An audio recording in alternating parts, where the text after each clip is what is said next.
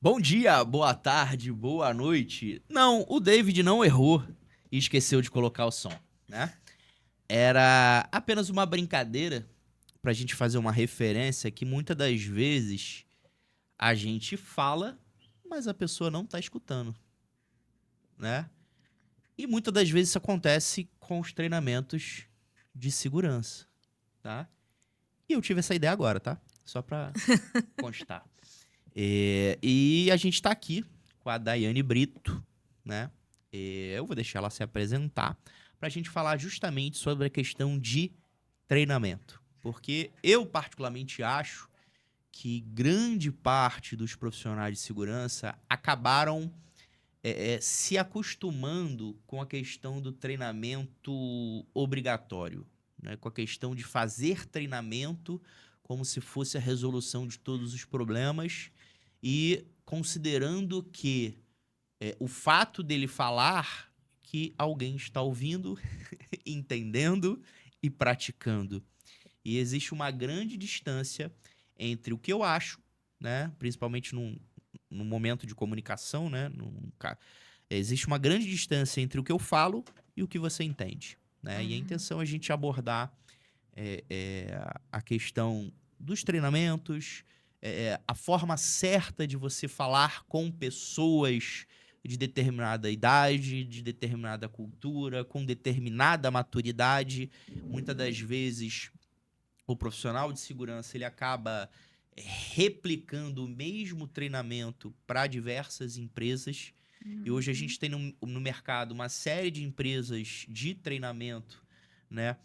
Que fazem aqueles treinamentos de prateleira, né? O mesmo treinamento que ele faz na construção civil, ele faz para o pessoal de mercado, ele faz na indústria, né? E a pessoa não tem o mínimo preocupação de entender o cliente, quem é o público-alvo, como é que a recepção, como é que é a estrutura. Ela simplesmente monta o orçamento, é aprovado, ela pega o instrutor e manda fazer o treinamento. Tô errado daí? Não, não está errado. Nesse mundo a gente tem grandes pilares, digamos assim.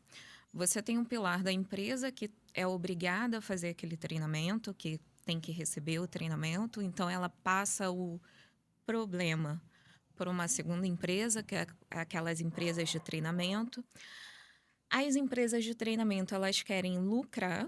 Aliás, não é erro nenhum o lucro, a questão é essa como que é feito, né? Elas querem lucrar e o instrutor ele quer ali ganhar o dinheiro dele. Um dos grandes problemas é quando essa relação não é pensada muito bem. Por exemplo, a empresa que está querendo lucrar, ela não vê a característica de cada uma, não vê a realidade de cada um. O que eu vejo no mercado de trabalho é que geralmente o instrutor que está trabalhando, ele vê ali como algo temporário, como algo de não é a minha. Eu estou ali porque eu estou desempregado. Então, até eu conseguir uma outra função, até eu conseguir um emprego, eu estou dando aula. Então, ele não se vê como instrutor, né? Ele não vê a importância do trabalho dele. E o aluno que muitas vezes está fazendo uma atividade ali, uma atividade manual, você quer que coloque ele dentro de uma sala durante 8 horas e que escute o instrutor. Não dá. Então, dá para ser, por exemplo, uma empresa de treinamentos que vendem que o objetivo principal dela é vender o treinamento em si, mas pensando na qualidade, na característica, na particularidade de cada um. É, por causa da minha dissertação, eu fiz um levantamento de todas as NRs que falam sobre treinamentos de alguma forma. Agora calma um instantinho. Pera aí. Não Tá, entra agora não. Eu preciso que você se apresente pro pessoal, tá bom, desculpa. né? Você fale, né? Quem é a Daiane, né? Quem é a Daiane na segurança e por que que a gente vai falar, que a gente escolheu esse tema para você falar. Aí Sim, você sim. entra. Bom dia, você que está aí assistindo, né, ou ouvindo esse podcast. Eu sou Daiane, né, nas redes sociais Daiane Brito. Eu sou engenheira de segurança do trabalho, tenho outras formações também, mas resumindo, Eu me considero engenheira de segurança do trabalho. Antes de entrar na área de segurança, antes até da minha primeira formação, que eu sou técnica eletrotécnica, eu sempre trabalhei com ensino de diferentes situações, diferentes idades, mas sempre trabalhei com ensino. E quando eu estava fazendo a pós-graduação em engenharia de segurança, que eu estava procurando estágio, sim, aluno de pós-graduação ele pode estagiar, muita gente não sabe disso, mas pode. Uhum. É, Acabou acontecendo da oportunidade ser trabalhar com treinamentos. E aí eu consegui juntar duas paixões. A área de segurança do trabalho com a docência, digamos assim, com a instrução. E quando eu comecei a trabalhar, eu vi que é necessário fazer uma série de adaptações, que foi que surgiu aí a dissertação e a experiência que eu tenho na área. Maravilha, muito bom. Agora continue com a dissertação. Quando eu estava fazendo mestrado, e o meu mestrado é justamente a interligação de andragogia com os treinamentos compulsórios na segurança do trabalho, Uhum. eu fiz um levantamento nas NRs, nas normas regulamentadoras, o que elas falam sobre esses treinamentos. Uhum. Porque muita coisa é dita que é obrigatório, é dita que a norma fala, mas na verdade não é. Uhum. Isso para diversas coisas, né, Vitor? Sim. E a própria norma, ela fala que o treinamento, as próprias normas são várias, elas falam que o treinamento tem que ser adequado ao aluno, adequado à realidade da empresa, tem que ser em português. Aí na área offshore a gente tem alguns treinamentos que são feitos, o material em si para o aluno não está em português. E quando ela fala em português, eu vou um pouquinho além, num português compreensível. Sim. É o mesmo que acontece, por exemplo, em procedimentos ou instruções de trabalho, em que usa uma linguagem que não é a realidade do trabalhador e acaba não sendo ali realmente, não alcançando o propósito, que é fazer com que o trabalhador consiga entender, né? Sim. Daiane, você falou de andragogia, né? Eu escutei um outro termo esses dias que não era nem pedagogia, nem andragogia. Se eu não me engano, começava com H, mas eu acho que fugiu da palavra da minha cabeça. Mas tudo bem, deixa para o próximo bloco. Pedagogia, andragogia. As pessoas conhecem a pedagogia, né? Uhum. De sempre. Mas andragogia, eu tenho plena convicção que nem todo mundo que tá lá do outro lado já ouviu ou sabe o que é andragogia. O que acontece? A palavra gogia, ela está ligado ao ensino. O P de pedagogia, ele está ligado na questão de crianças, e a andragogia é o ensino para adultos. O ensino voltado para adultos. A gente parte da ideia que um adulto é diferente de uma criança, e na verdade é. Uhum. Independente de você trabalha como instrutor, se você for sentar numa cadeira e ser tratado como uma criança, não vai ser algo confortável para você. Assim como o aluno que está ali não vai querer ser confortável. Então, é todo um estudo que foi feito. A gente, a nível mundial, tem 2 autores sobre esses assuntos que se destacaram nesse assunto. Então, é todo pilares, um pensamento voltado para a parte de ensino para adultos. São 3 autores, né? Eu conheço muito, que foi a base da minha pesquisa, foi o Maicon, que, inclusive, se a gente for ver ao longo das idades, né, não é algo tão distante assim, e o Paulo Freire aqui no Brasil. E a terceira vai ser você. Entendeu? Entendi. Já tô te colocando lá no... Entendi, verdade. Entendeu? Então, o terceiro é Daiane Brito. Eu já tava pensando assim, nossa, eu tô desatualizada. Anota aí, né? Só pra deixar ela com mais um fiozinho na barriga. Mas acho que agora já passou, né? Já passou. Maravilha. Então a gente tá falando da questão dessa diferenciação entre ensinar para criança, ensinar para adulto, mesmo que alguns trabalhadores mais pareçam crianças do que adultos. Sim. Mas parecer não é ser, né? E baseado nisso, Dai, o que você entende aí como os erros mais comuns que a galera acaba aplicando hoje em dia nesses treinamentos?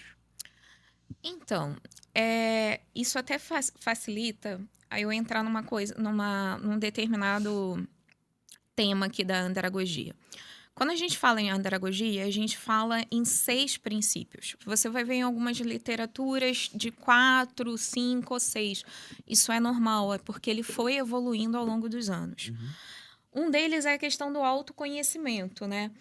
Ou seja, o conhecimento prévio do adulto deve ser considerado. O aluno ele tem ali uma experiência, ele tem um conhecimento da área onde ele trabalha.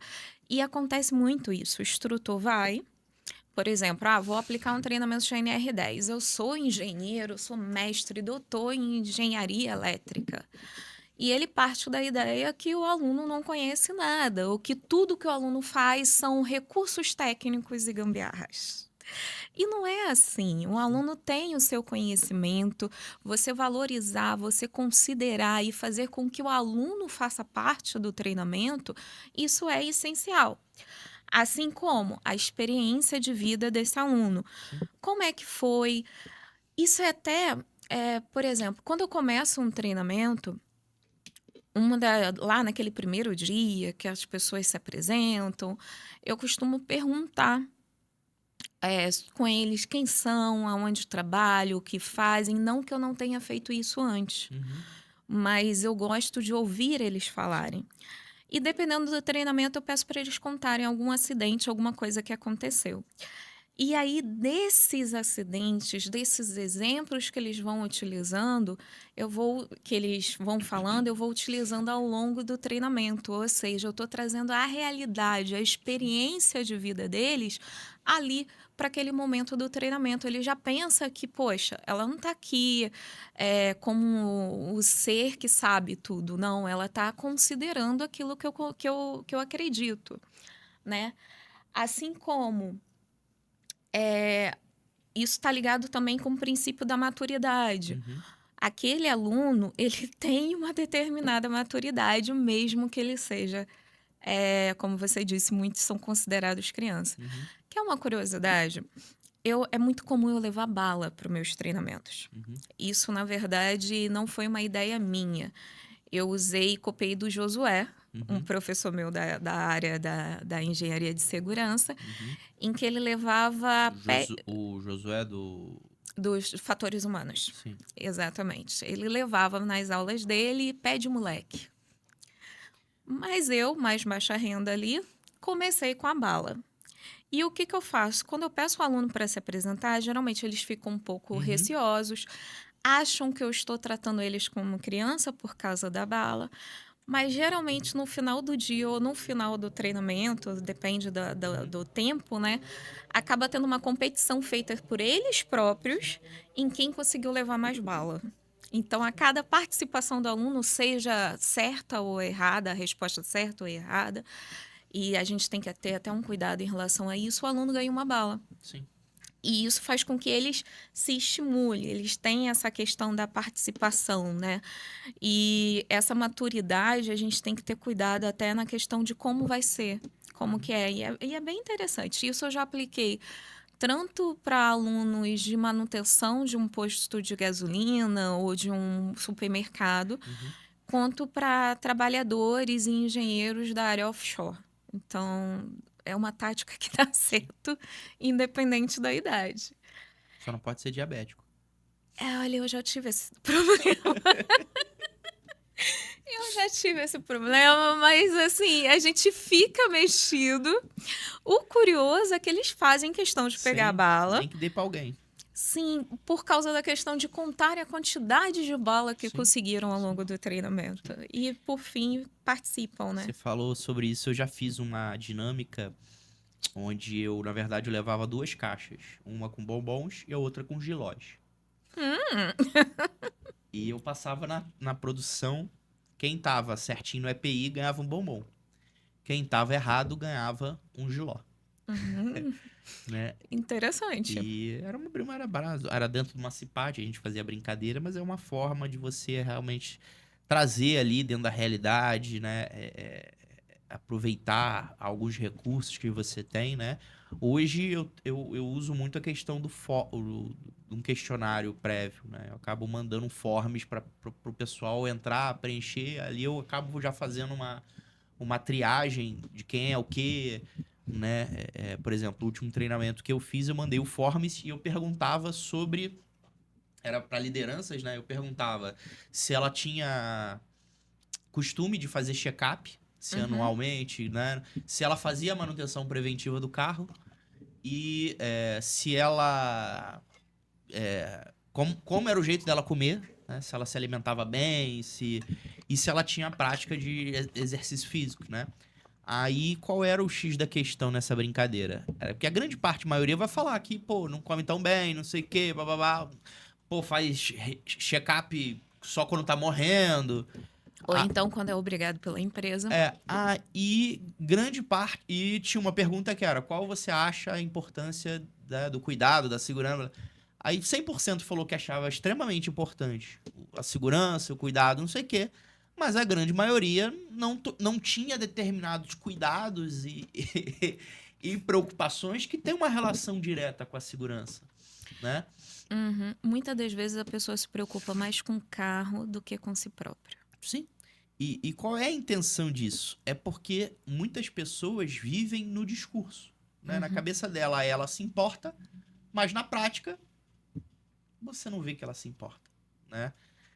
Então, assim, esse entendimento, né? Eu acho que o adulto tem diferente da criança, certo? Você consegue mostrar pra ele que tá fazendo assim, mas assim vai dar Sim, ou eu tô muitas das errado. vezes sim. A questão é que às vezes a gente bate de conflito com a questão cultural daquele Sim. ambiente. Então, certos lugares e atividades, geralmente atividades econômicas até tem mais do que outras. Por exemplo, o direito de recusa é visto como não querer trabalhar, ou então como algo que está sendo menos homem. Tem muito disso também. Então, nem sempre você consegue tão fácil organizar, Sim. mas demonstrar realmente é muito importante. Tem várias formas, né, de como fazer isso. Agora, Vitor, você falou de fazer um questionário prévio, né? Já aconteceu de você ir para uma empresa ou um ambiente em que os trabalhadores eram analfabetos funcionais? Sim. Isso é bem delicado, né? E muitas das vezes a pessoa que vai aplicar treinamento ela não considera essa possibilidade ou simplesmente ela não considera isso seja possível. Sim. Isso foi um erro que eu cometi no início dos treinamentos de NR10, porque a Uhum. gente parte da ideia que a pessoa geralmente tem um curso técnico, depois, por causa de algumas mudanças da própria NR, hoje está cada vez maior Sim. o pedido, né, do curso técnico, mas não necessariamente a pessoa sabe ler. E às vezes é porque você falando me veio à cabeça a questão das avaliações formais que Uhum. tem em treinamentos. Às vezes o aluno não sabe responder a um questionário, mas não necessariamente ele não alcançou o seu objetivo naquele treinamento. E isso é muito importante. Ter essa visão, ter Sim. essa consciência, né? Na verdade, eu faço normalmente esse questionário para públicos que eu entendo que, assim, Uhum, teoricamente, era uma equipe de liderança, uhum. encarregados, mestres e tal. Então, teoricamente, mas você pode ter. Eu trabalhei com um encarregado que ele lia projeto, mas ele não assinava. Ele assinava o nome, mas ele não lia. Mas ele vinha, ele pegava o projeto e entendia. Como? Eu não sei. E é até importante deixar claro para quem está ouvindo aí que isso não significa que aquele trabalhador ele vai gerar mais acidentes ou que a gente está diminuindo. Não. Não é isso. É questão de considerar essa característica dele. Sim.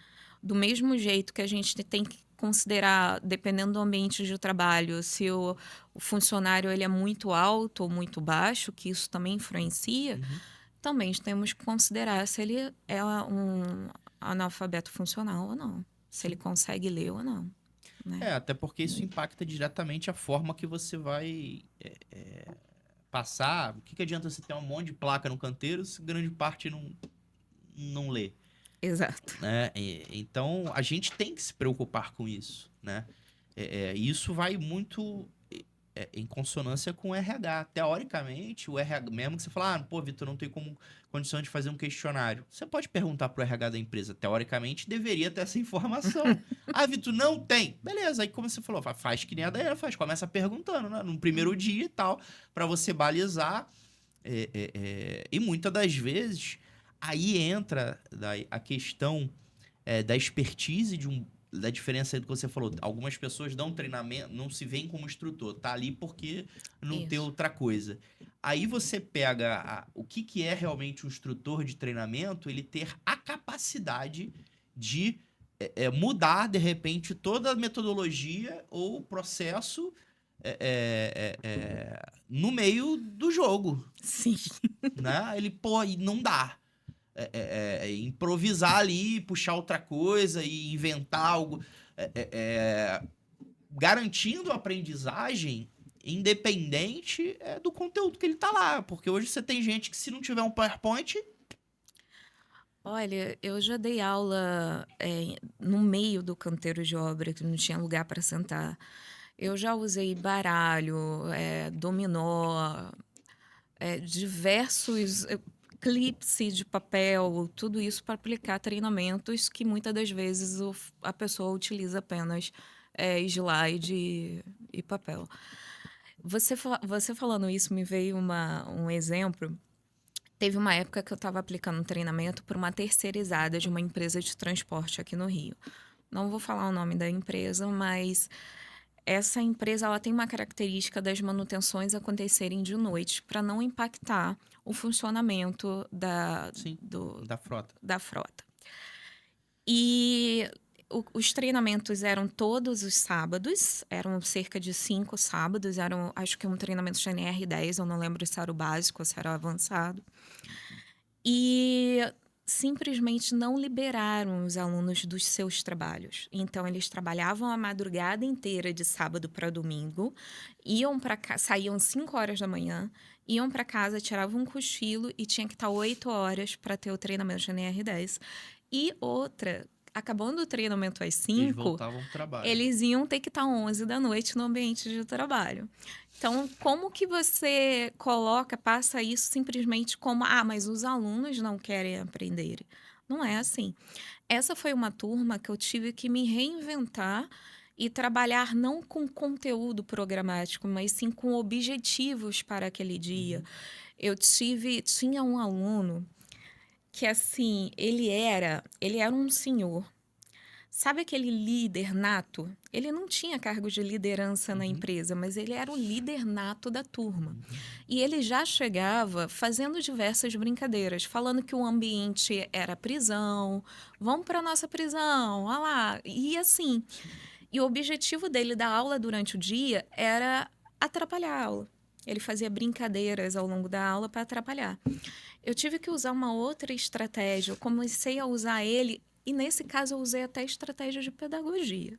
Eu comecei a utilizar ele como ajudante da turma, e no final foi interessante que ele fez, por mais que o pessoal estava caçoando dele, digamos assim, ele, durante a semana, ele pediu ajuda de um colega de trabalho e ele fez um poema, uma carta para mim, agradecendo ali por aqueles 5 sábados e o jeito como que ele achava que, por ele estar muito longe da sala de aula, ele achava que ele não era capaz de aprender.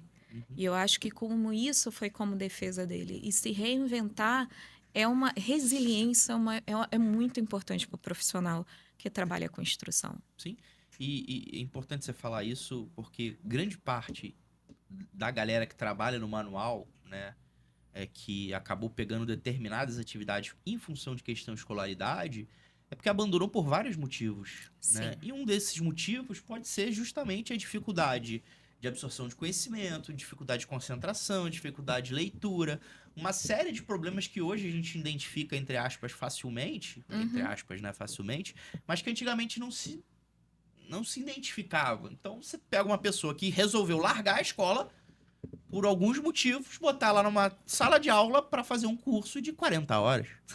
Exatamente. E assim, Vitor, eu faço muito com os alunos aquilo que eu gostaria que fizessem comigo. Eu não consigo, sendo sincera, ficar 40 horas sentado como passivo, né? Aquela a gente fala em que o professor, que o aluno está passivo, simplesmente ouvindo o professor. Eu posso até fisicamente estar, mas a minha mente ela vai flutuar para outros lugares. Eu garanto que eu não sou a única a ter isso.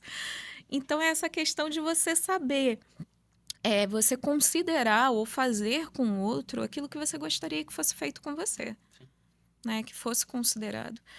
E tem umas curiosidades muito características de cada região e que devem ser feitas, que devem ser consideradas. Hoje eu trabalho em curso técnico de segurança, em pós-graduação de engenharia de segurança, e a vida me deu o presente de passar por algumas cidades e estados. E mesmo dentro do mesmo estado você tem diferenças culturais, dentro de estados diferentes você vai ter outras diferenças ainda, mas uma coisa que é unânime é a questão do respeito e saber que são seres humanos e que tudo pode ter acontecido para a pessoa simplesmente ter saído da escola ou por ela estar naquele momento ali com cara de que ela não queria estar te ouvindo. Sim, sim. E voltando àquela situação que eu tinha comentado a capacidade do instrutor, ele realmente entender não só da parte técnica, né, mas entender como conduzir, como tratar. Eu vou compartilhar aqui uma situação que eu vivi um tempo atrás, onde eu dava aula num curso técnico, né? E eu, um belo dia, cheguei lá e falei, Vitor, a gente tem essa matéria aqui para você começar a ministrar. Tá, quando é? A partir de hoje, tá? Cadê a ementa? Não, não tem ementa. Aí eu, tá bom. Como é que eu dou aula? Não sei. O nome da matéria é Técnicas Educacionais. Eu, tá bom. Cheguei lá, sei lá, era 5 e pouco, 4, 5 e pouco, a aula começava às 18, eu falei, técnicas educacionais. Aí, enquanto eu pegava o diário de classe, botei embaixo do braço e fui pra sala, fui pensando o que eu ia fazer. O que eu vou fazer, o que eu vou fazer, o que eu vou fazer. A aula é até às 10, beleza. Aí, sentei lá, organizei os alunos. Aí eu falei, galera, o negócio é o seguinte. Eu quero que cada um escolha um tema, qualquer tema, que você se sente à vontade, confortável. E vocês vão aqui, cada um vai falar 5 minutos do tema. Aí eu fui pra última cadeira, sentei, encostei a cabeça na parede e fiquei o tempo todo esperando a galera falar. Um falou não sei o que, o outro falou sobre não sei o que lá, o outro falou, teve a menina que estudava com a mãe que começou a falar e começou a chorar, começou quase com um programa de Fala que eu te auditório, escuto. moral da história, né? Aí quando todo mundo acabou, eu fui lá e falei, galera, isso aí, essa aula hoje foi extremamente organizada para mostrar para vocês que a questão de falar em público, de se posicionar, vai muito da segurança sobre o conhecimento que vocês têm. Que a partir do momento que eu abri para vocês falarem de qualquer coisa que era de domínio de vocês, todo mundo se sentiu à vontade para vir aqui falar. E todo mundo falou. Beleza, isso aqui é... Bicho, tu acredita que no final ainda teve gente que falou, pô, professor, essa foi a melhor aula que eu tive. Aí as aulas que eu, porra, tinha um trabalho de montar, organizar, não sei o que, de repente não surtia tanto efeito, né, do que uma aula que literalmente foi improvisada. Então, daí, eu acho que além da técnica, né, que a gente está batendo, você realmente conhecer sobre estratégias de educação. Sim. Né? E o que você acha, né? Que você acha não que a gente é da área engenharia, né? A gente não acha, né? A gente... Como um colega diz, somos engenheiros de pessoas, engenheiros de gente. não dá pra gente ficar achando... O que você sugere, né? Se a pessoa, de repente, hoje quer enveredar pela questão de treinamento, quer aperfeiçoar isso sem ser o mais do mesmo, o que você sugere ela buscar, além dos autores que você falou, de repente, de curso, ou de especialização, ou de bibliografia? Primeiro, eu aconselho a pessoa a olhar para si próprio. Pensar como é que foi, como que ela aprende, porque cada pessoa tem uma característica, tem gente que aprende melhor ouvindo, tem gente que aprende melhor vendo, tem gente que aprende melhor tocando. Então, se conhecer na questão de como eu aprendo, qual é a melhor forma de eu aprender, isso vai te ajudar muito a ensinar, a você ter essa consciência de que pessoas são diferentes. Então, e outro detalhe, o porquê que a pessoa está ali, por que ela decidiu trabalhar com treinamentos, qual é o objetivo daquele treinamento. E além do. Não é que eu estou falando que é errado querer ganhar dinheiro, não é, ao contrário. Mas por que que ela decidiu estar fazendo aquele treinamento? Por que que ela decidiu ser um instrutor? Qual é o objetivo daquele treinamento específico? Porque cada aula vai ter um objetivo diferente. E ler sobre a questão da andragogia. Eu fiz até uma pesquisa com profissionais da área de segurança do trabalho, em que grande parte aplicava alguns pilares da andragogia, Sem saber. mas nem sabia o que era a palavra andragogia. E algumas, depois eu fui para uma entrevista aberta, em conversar mesmo com essas pessoas que tinham preenchido antes, e eram pessoas que tinham uma ótima didática, ensinavam de uma forma que dava para entender, envolvente. Então, entender a si próprio na questão de como eu aprendo, entender o objetivo de cada aula, ler e aprender sobre a questão da andragogia e pensar fora da caixa. O treinamento vai além de usar um slide, usar uma apostila. Como eu falei, eu já usei dados, bala, cartas de baralho. Eu usei cartas de baralho para explicar sobre zonas de risco e zonas de controle para a NR10, quem for da área. É você se desafiar também. Você pegar um objeto, o copo. Como que eu posso pegar esse copo e utilizar, passar algum conhecimento da área de segurança do trabalho utilizando copo, utilizando água? A criatividade é uma questão de treino. É claro que algumas pessoas já nascem criativas, outras pessoas nascem com a habilidade de falar, mas tudo é questão de treino e estudar. É não parar no tempo. E agora a gente está em outros desafios, que é a questão da tecnologia. Estamos com o desafio também do EAD.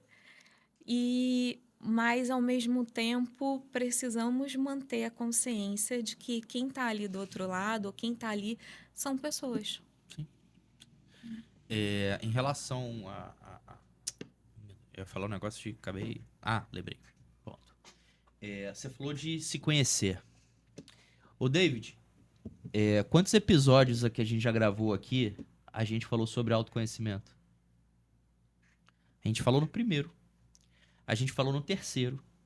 A gente falou no quarto. Não, no quarto não. No quinto. E a gente falou no nono. Então, Nossa. de 9 episódios, né? Esse aqui não é o... Esse aqui é o 11º. De 11 episódios, a gente tá no 6º falando De autoconhecimento. sobre autoconhecimento. Eu não sei vocês, mas... né? Acho que é para se conhecer. Acho que isso é um sinal, né? Porque de 11, mais da metade, né? Alguém sabe a metade de 11?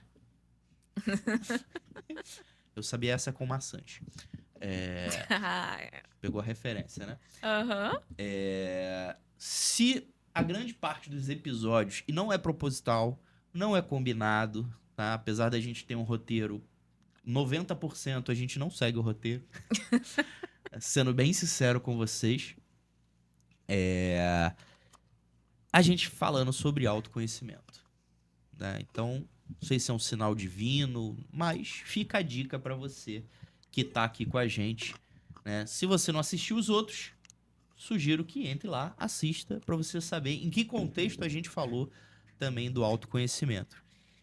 E a outra coisa que você mencionou da questão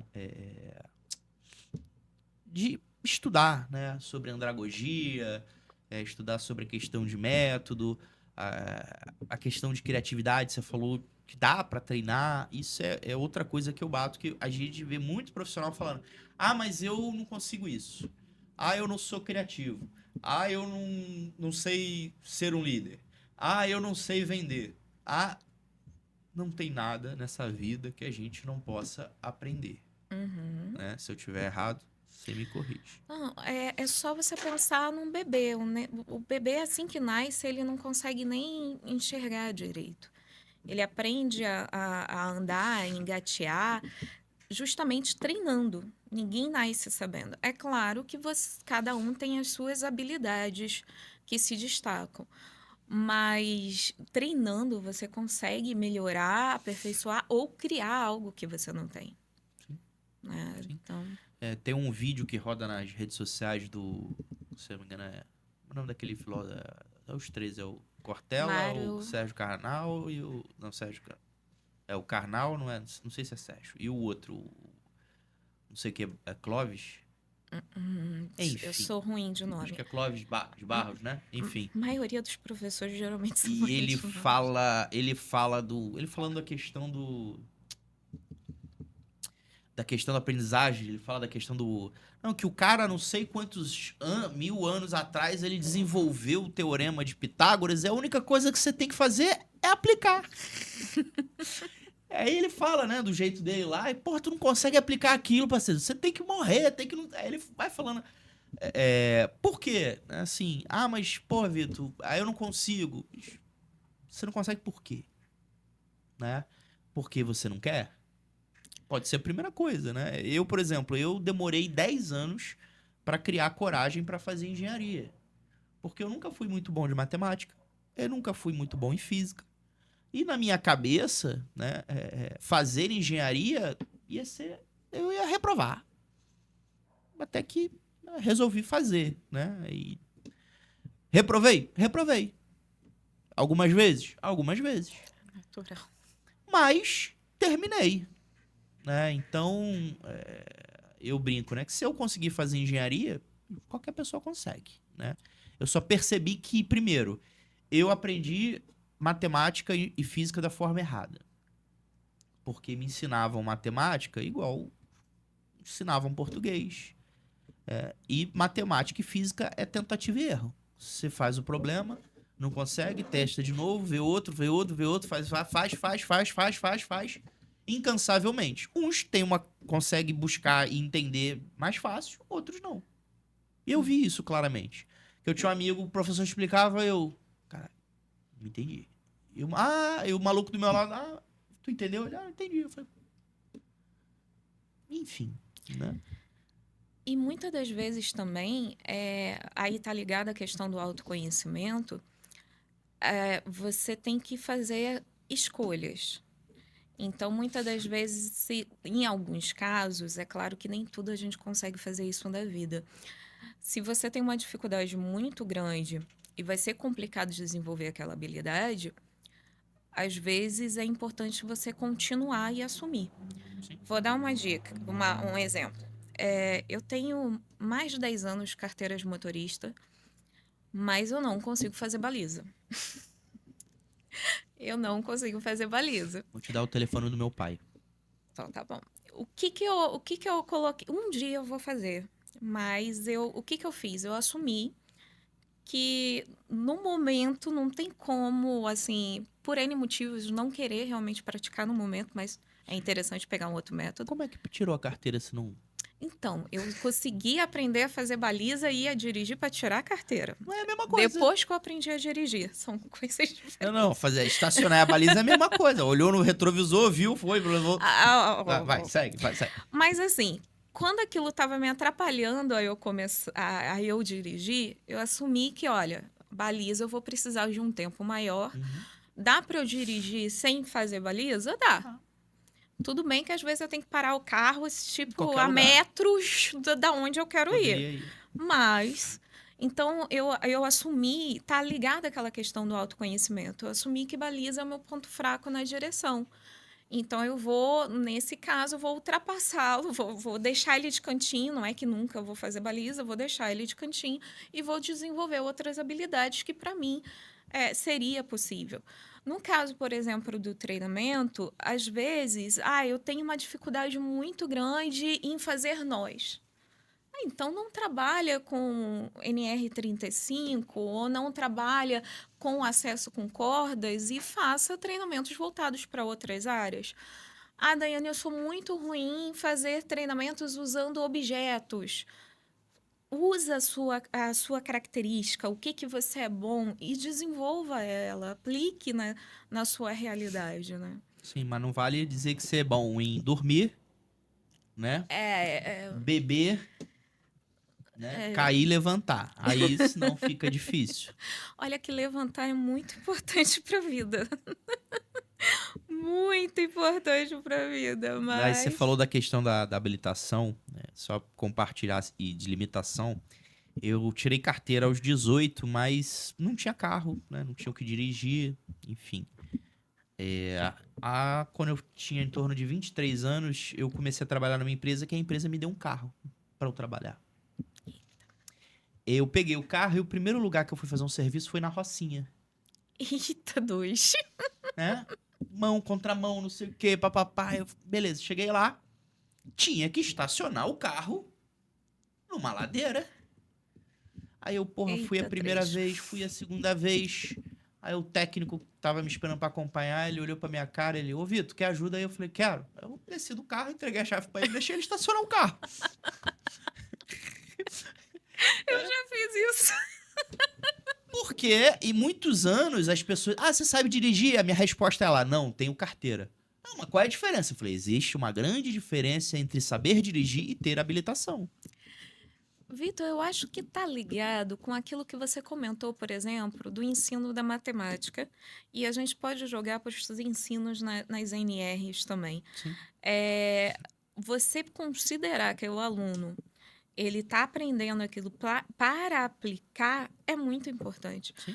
Eu lembro que quando caiu a ficha do que para que servia o cálculo, isso para quem faz engenharia, tem lá as disciplinas de cálculo 1, 2, 3, eu fico me pensando, por que lá no início não foram mais claro a questão de Sim, aplicabilidade, sim. aonde era aplicado?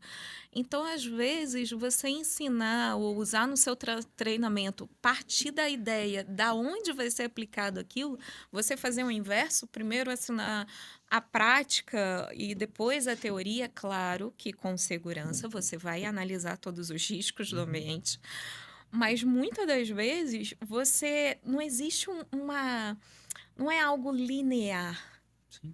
né? É você deixar que o aluno conduza o treinamento, conduza o aprendizado, também você vai ter surpresas maravilhosas e muitas vezes você consegue alcançar melhor o objetivo daquele Sim. treinamento.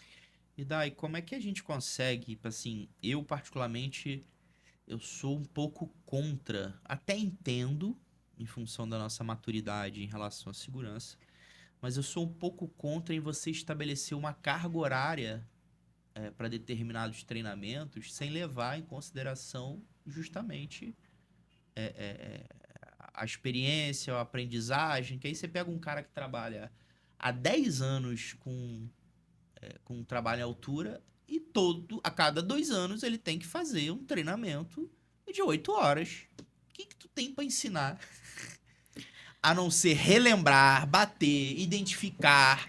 Eu acho mais válido, de repente, o instrutor ir para lá, olhar o cara trabalhar, fazer uma análise de como ele trabalha, de como ele atua, de como é que ele performa, e depois ele trazer os insights, do que ele dar 8 horas de treinamento. Eu viajo nisso ou não? Então, Vitor, você entrou num conteúdo que eu tenho medo. Por que que eu tenho medo? Você tem de tudo no mercado. Sim, Você tem aquela empresa que ela pega e ela quer o certificado.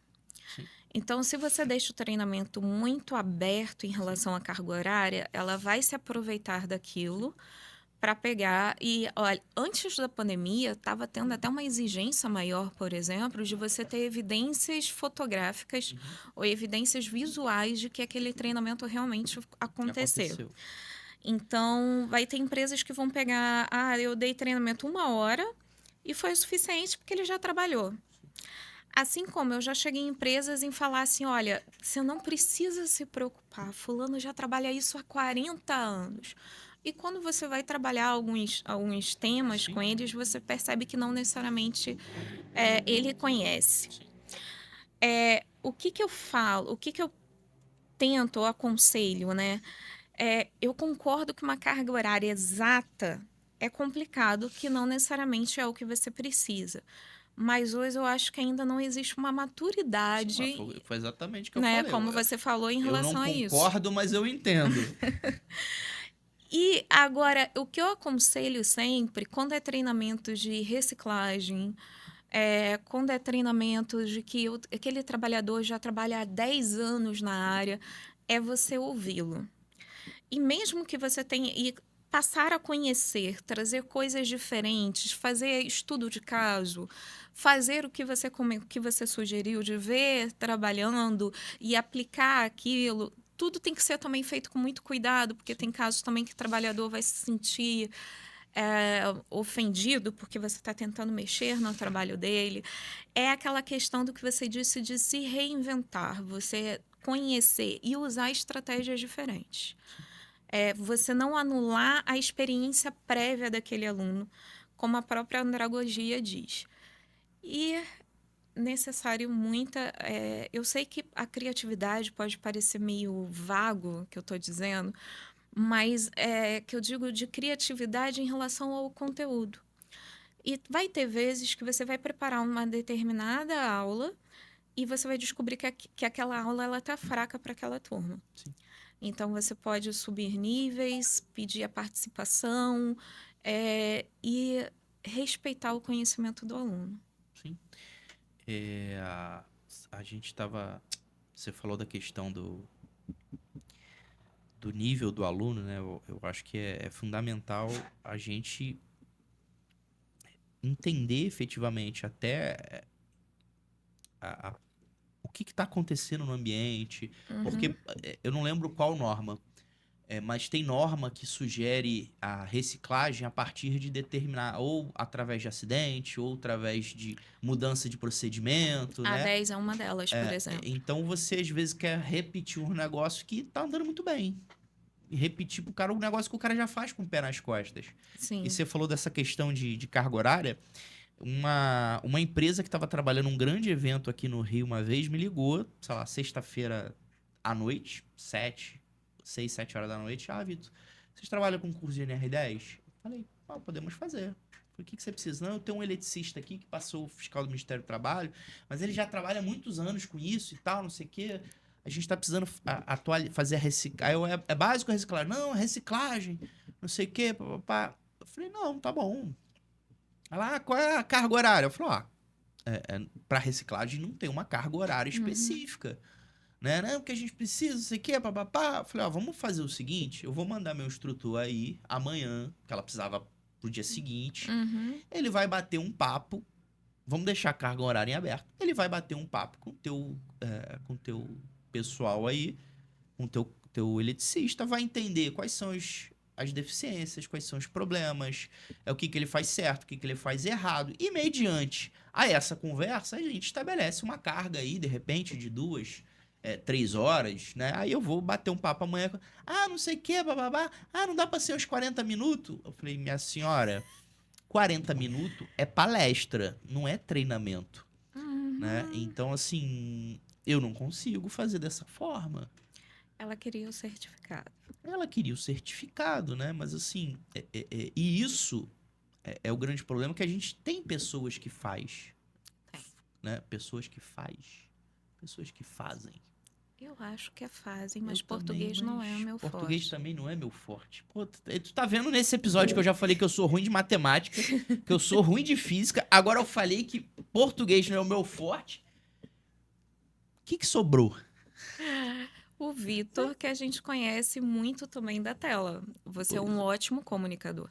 E isso Como é é uma que habilidade como é que o muito comunicador importante. consegue ser bom sem ser bom em português? Consegue. Tá Temos aí, aí um exemplo. temos aí vários exemplos na internet. Temos aí um exemplo. Verdade, tinha esquecido disso. Ainda tem internet, Tem YouTube. vários YouTube. Deixa pra lá, vamos ficar quieto nessa. Vamos seguir o nosso barco aqui. Dai, então vamos lá. Ah, falando Pode falar. nisso, esses episódios eles estão indo para o YouTube, certo? Positivo e operante.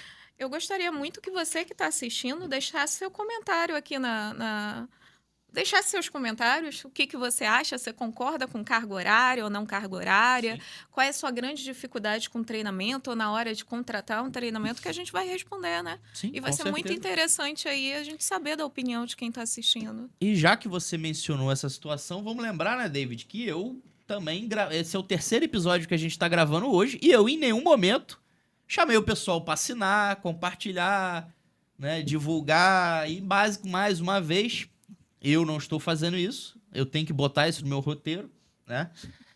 Se eu for seguir o roteiro, é claro. Mas, estou contudo, todavia, entretanto, fica a dica, tá?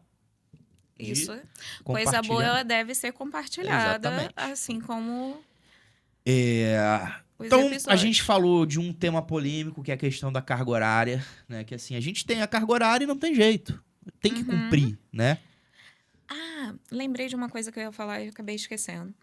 Tem algo que a NR1 ela deixou mais clara a atualização da NR1 e nem todo mundo utiliza, e dentro das NRs tem essa questão, são os treinamentos conjugados. Sim.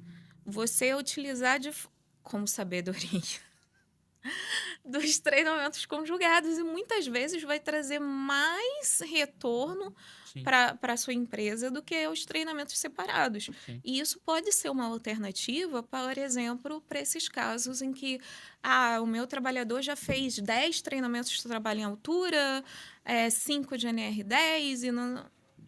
É você mesclar, trabalhar com essa junção de conhecimentos.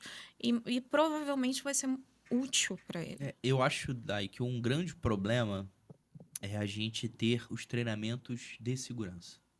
Eu acho que a gente tinha que acabar com os treinamentos de segurança. Vou me justificar. Eu acho que a gente tinha que ter a parte de segurança dentro dos treinamentos de operação.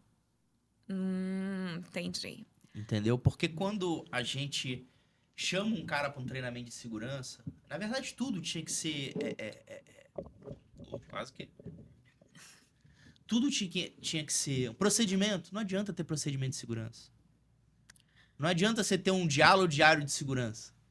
Você tem que ter todo o processo de segurança embutido dentro do processo produtivo.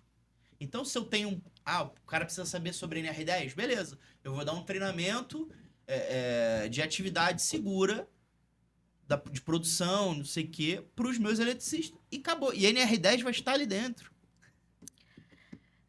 Então... assim, Eu viajo pensando nessas coisas ou a tem ideia algum é sentido? maravilhosa e vou dar até um plus nela em relação a isso. O problema é que conhecendo as empresas, conhecendo os lugares, o que vão fazer é dar foco na produção sem dar foco na segurança. Não, sim, isso... Esse que é o detalhe. Por isso que eu acho que tem que ser... Tô falando, a NR hoje fala que os treinamentos, principalmente o ED, tem que ter o raio do plano, né? Pedagógico. Né? Sim, que também... Que, beleza, enfim, isso é outro problema. Até porque se a gente tem que trabalhar com andragogia, por que o nome do negócio é plano pedagógico? Mas tudo bem. Mas se a gente tem a estruturação deste treinamento de forma onde um profissional vai estipular quanto tempo, qual é o foco, como não sei o quê, a empresa cumprir é outra história. É um outro problema. Né? Mas eu acho que funcionaria melhor porque a segurança, ela não... eu particularmente acho que a dificuldade da segurança é ela ser enxergada à parte do processo. Sim. Eu até... eu falo muito em alguns lugares que eu acho que é importante, do mesmo jeito que em escolas particulares você tem já a questão de ensinar segurança no trânsito, Você tem, eu acho que é do Ministério Público do Trabalho, o Ministério do Trabalho, aquela questão do mês de outubro, que é a Sim, dia 10, segurança 10 de outubro. 10 de outubro, que é a segurança nas escolas. Mas, assim, eu acho que a segurança tinha que ser ensinado realmente nas escolas, o conceito, a importância. Eu estudei técnica em eletrotécnica, não foi falado nada de segurança do trabalho. Eu fiz engenharia de produção, não foi falado nada de segurança do trabalho. Então, assim, eu fiz outros cursos profissionalizantes e não foi falado nada de segurança do trabalho. Oficialmente, eu fui conhecer a segurança do trabalho quando eu comecei a trabalhar com eletrotécnica, porque o setor de eletricidade é um dos poucos setores que eu vejo que a quantidade ou a preocupação com segurança é maior do que o obrigatória. Eu acho que isso está muito ligado com o tipo de acidente que a gente tem no setor elétrico, né? Mas você pensa o seguinte: hoje na construção civil, você precisa ali do engenheiro civil, você precisa do engenheiro mecânico, muitas das vezes, para você fazer toda a proteção, pensar na segurança dos trabalhadores. Mas muitas das vezes, o engenheiro civil e o engenheiro mecânico, ele não tem a mínima ideia do que é a segurança do trabalho, ou tem de ouvir falar, ele não teve nenhuma disciplina que falou sobre segurança do trabalho. As crianças, o trabalhador chega, digamos, com seus 20 anos para começar a trabalhar e na formação técnica dele ele não ouviu o que é a segurança do trabalho. Ainda é visto como algo separado, mas também como aquele chato que vem atrapalhar a produção. Perdão aí pelo atrapalhar a produção, quando na verdade era para estar ali para ajudar. E tem uns detalhes. Você falou de ferramentas do diálogo, por exemplo, o diário de segurança, teve uma outra que eu não lembro, procedimentos. Dentro dessas duas ferramentas, um grande erro que eu acho é que elas são feitas pelos profissionais de segurança do trabalho, quando elas deveriam ser feitas pelo profissional que está atuando, que está fazendo aquela atividade. Então, o diálogo e o diário de segurança ele não era para ser feito pelo técnico de segurança, e sim pelos trabalhadores.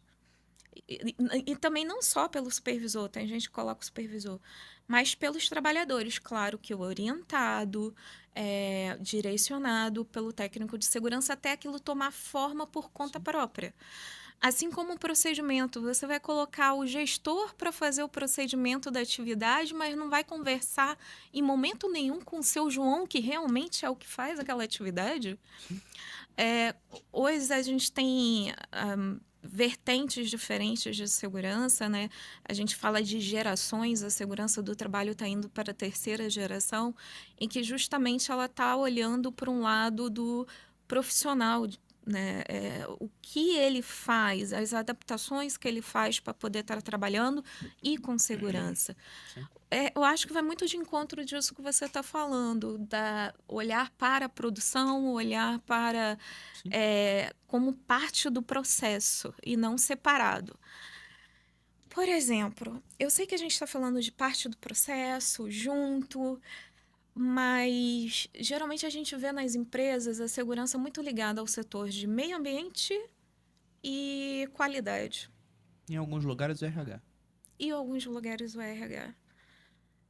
Eu acho que ele estaria. E também você comentou sobre a questão da produção. Eu acho que, independente do setor que ele está interligado, ele tem que estar trabalhando junto, Sim. em conjunto. Sim. E aí tá também toda a questão de... A gente pode conversar num outro momento, senão vai ficar muito longo esse vídeo, sobre gestão de treinamento, essa organização de uma forma mais estratégica. Eu só tenho um receio de quando a gente geralmente é juntado a um outro setor, aquele outro setor passa a ter prioridade. Eu não tô dizendo nem juntar. Eu tô dizendo a gente começar a ver a coisa como uma coisa só. Como tudo sendo importante. Eu brinquei até. Você falou da questão que as pessoas, que você conversou com algumas pessoas que elas aplicam conceitos de andragogia sem saber que era andragogia. Eu fiz um treinamento agora, mês passado, sobre fatores humanos, que inclusive conheci o Josué lá, né? E eu percebi que eu já usava, já pensava e já era claro para mim alguns conceitos que eu não sabia nem que se chamar com o nome de fatores humanos, né? Fatores humanos e sistemas complexos.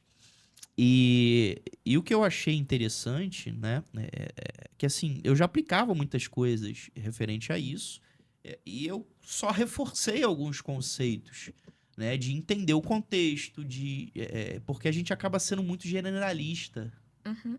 principalmente nos treinamentos, Sim. né? A gente atribui, isso a gente até conversou no podcast anterior, a gente acaba atribuindo uma falta de atenção, um erro ao trabalhador, é, que a gente não foi claro na orientação.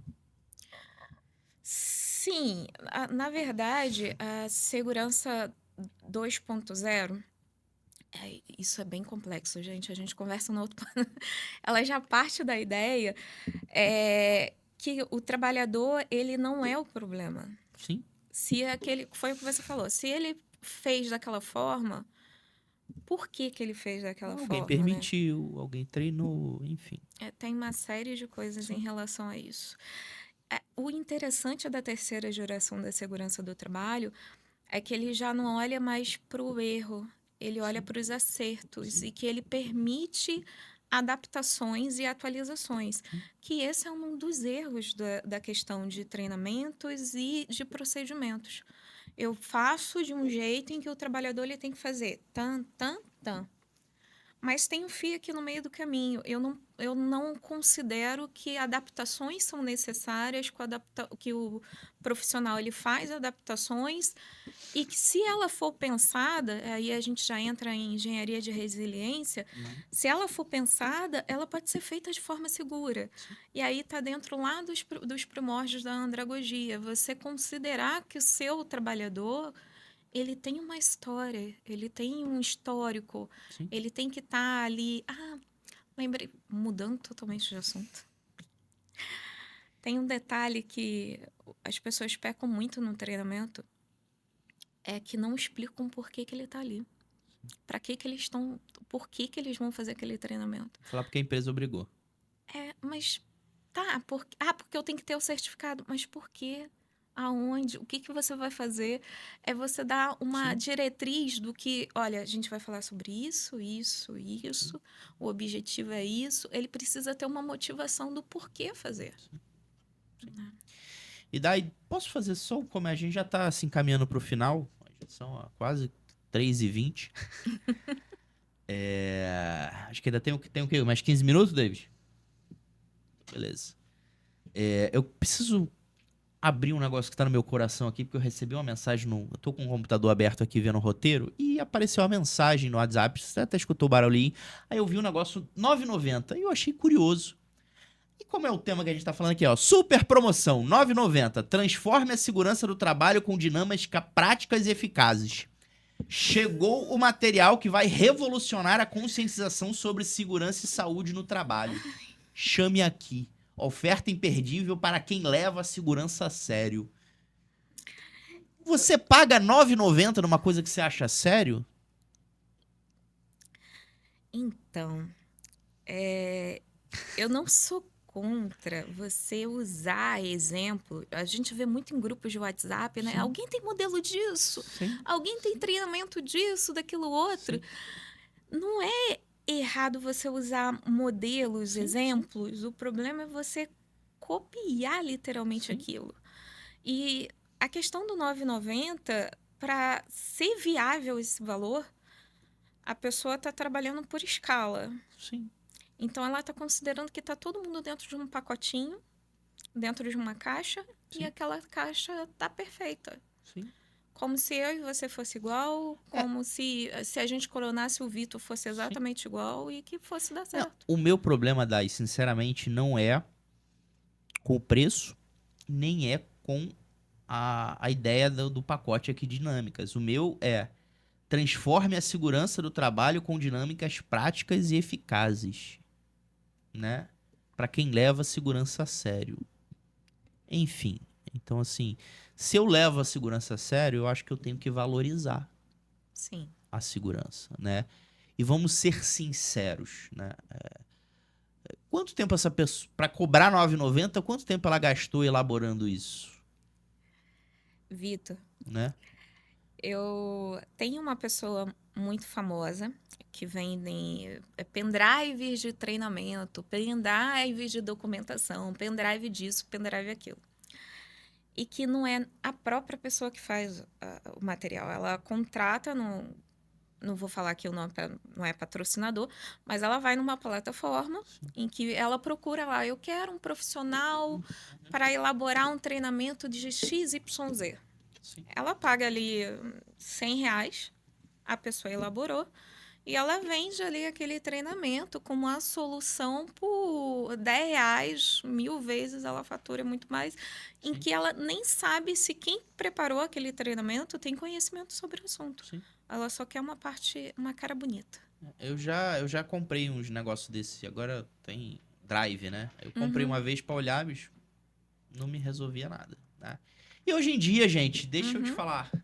Você que tá aí, esquece qualquer. Você não precisa mais pedir modelo. Você não precisa entrar no Google. Você não precisa comprar nada de modelo. Porque existe uma coisa chamada inteligência artificial generativa. É isso? Como é que é o nome do nosso amigo ali? Como é que é o nome? Renan. Renan, né? Nosso amigo Renan aqui é expert no assunto. E vamos trazer ele um dia aqui para bater um papo com a gente. E hoje não tem mais esse negócio. Ah, me dá uma. Faz você. Escreve. Ele vai te dar, você vai olhar, vai revisar, vai contextualizar. Porque muitas das vezes você pega um negócio, um modelo pronto, e você acha como quem fez foi ou um profissional, você acha que tá resolvido, que tá bom. E na maioria das vezes, não tá. Tem uma série de PGRs aí, quando você vai ver a descrição da atividade, não tem nada a ver com o trabalhador. Agora, pra gente fechar, né? Eu queria só levantar uma lebre. A gente já falou da carga horária. Agora, treinamento EAD. Pra gente fechar com a polêmica. O que você acha?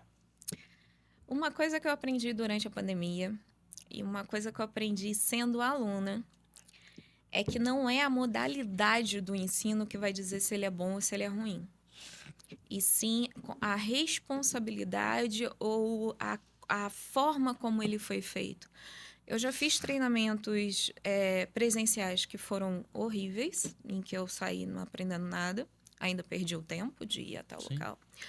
E eu já fiz treinamentos online maravilhosos, em que eu aprendi muito.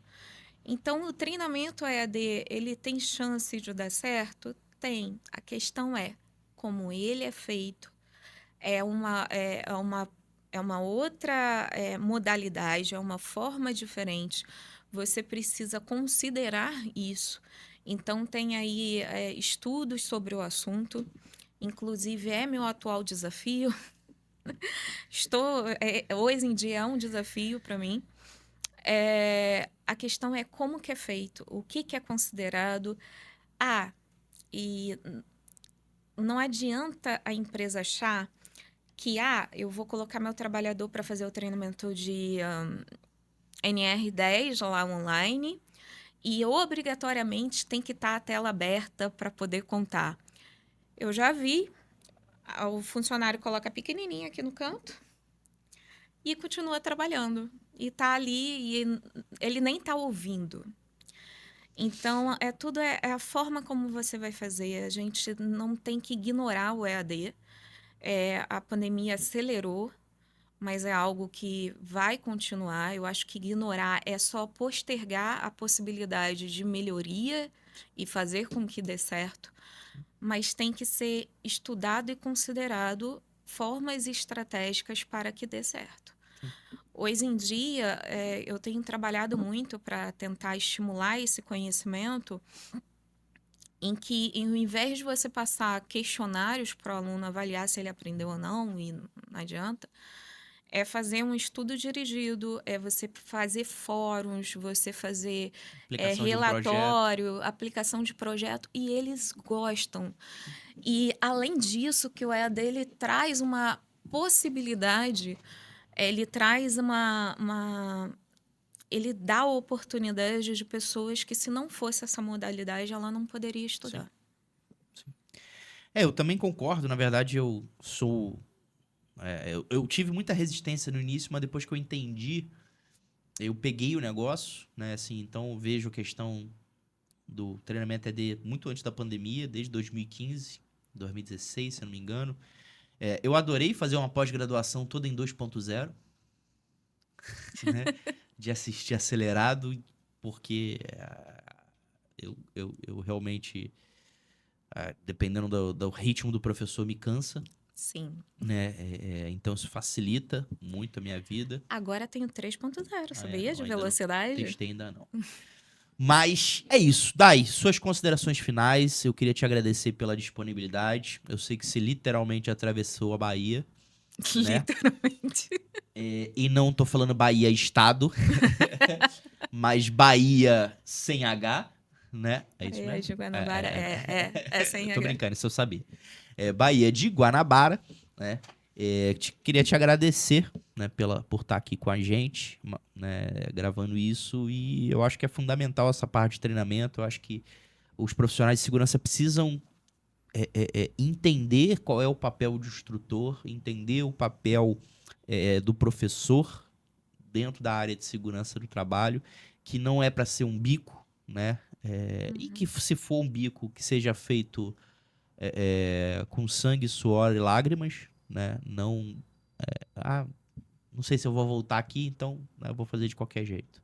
Eu acho que não dá, né? E eu realmente sugiro a galera se preparar para ser um instrutor, para ser um professor, porque a grande maioria não está preparado e isso acaba repercutindo nos números que a gente tem, tanto da formação falha de técnicos e engenheiros de segurança, Uhum. né? E o podcast aqui, a Visão 360, justamente por todas as falhas que eu detectei, que eu vi, que não me trouxe no curso técnico, que não trouxe na pós-graduação, que me fizeram falta grande parte da minha vida profissional. E isso continua se repetindo. Os profissionais continuam saindo do curso de formação, né, engenheiros, técnicos, sem habilidades que são fundamentais para o sucesso da trajetória profissional. Não adianta, eu bato na tecla, não adianta nada você ser muito bom em NR10, por exemplo, se você não consegue convencer o empregador que você precisa trocar um quadro elétrico que já não está quase pegando fogo, né? Enfim, muito obrigado, né? Alguma recomendação? Quer deixar uma mensagem? Sim, eu quero convidar você que está aí assistindo a não parar nesse vídeo. A não considerar que nesse vídeo você aprendeu tudo o suficiente sobre treinamentos de segurança ou você aprendeu o suficiente sobre andragogia. Pesquise mais sobre o assunto, estude mais sobre o assunto. Não esqueça de quem é você e tudo que você aprendeu antes de você começar a atuar como técnico ou engenheiro de segurança do trabalho. Isso vai fazer diferença. Tente ter mais empatia. Tente não. Tenha mais empatia com seu aluno. Deixe ele participar, deixa ele direcionar seu treinamento, teste coisas novas, teste em casa, treine em casa, se permita utilizar objetos que não são comuns em treinamentos, como eu falei, de utilizar copo, baralho, dama e assim vai. Claro que com aplicabilidade, né? Mas não pare por aqui, continue estudando sobre a área, pense na importância que um instrutor e um professor ele tem ali em mudar aquelas cabecinhas a um rumo de uma vida com mais segurança. Muito obrigado. Galera, se você quer saber um pouco mais sobre treinamento, se treinamento é uma área que você quer desenvolver, coloca aqui pra gente, né? Vamos obrigar a Daiane a montar um curso pra gente sobre ser instrutores melhores, né? Porque tendo demanda, a gente cria a solução. Com Beleza? certeza. E não esquece de deixar aqui seus comentários e suas dúvidas, que aí a gente vai responder, tá bom? Valeu. Galera, David, tá faltando só um negócio, né? Pra gente fechar. Vamos lá. Dou-lhe uma, dou-lhe duas. Vamos agradecer os nossos apoiadores, a Kadesh, a ID Safety, tá aqui, ó, meu óculos da ID Safety, né? A Uniscientific, a Ciclope, a Biságio Engenharia, o Consulta CA, a OnSafety, a RS Data, a Associação de Engenharia de Segurança do Trabalho do Estado do Rio de Janeiro. A gente já teve aqui no episódio anterior com o ilustríssimo presidente Gilson Góes. A Daiane e eu também fazemos parte da EST RJ. A Prevenire, Centro de Capacitação, né? Tem ótimos treinamentos EAD. Pode deixar de vender o peixe, né? A Instruterm, a Faster e o blog Victor Costa. E aí a gente encerra todos os nossos parceiros. O meu pedido de grande agradecimento a todos, a Dai, e até a próxima. Fui! Até a próxima.